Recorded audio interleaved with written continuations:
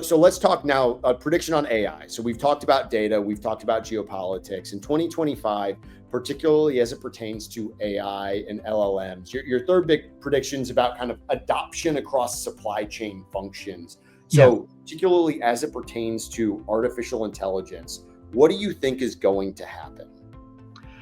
Well, what I think is going to happen is that narrow AI will remain more impactful than generative AI in this time window, the 12 to 18 month time window, especially for supply chain operations, which is the bulk of our audience probably tuning in right now. And there's some realities here that probably we need to ground the audience in. Remember that narrow AI, which is the term we use, that IT teams will use for machine learning based AI, we've been utilizing that technology across supply chain, business process, and applications for almost 10 years right now.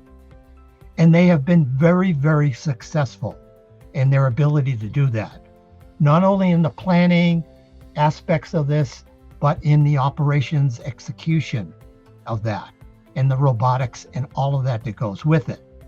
So the context there is when you listen to the marketing that's going on, particularly the hype around advanced AI, ChatGPT, whatever, you don't hear the differentiation between narrow AI and advanced AI.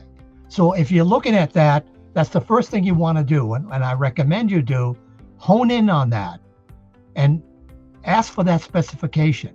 I would just piggyback on that, if you don't mind, right? For everybody listening, and I've spent the past 10 years in the space, I think this is super insightful, because the expression and the prediction here isn't that investment will be higher in narrow AI than Gen AI. That is likely not the case, given every company's trying to figure out how to make use of it.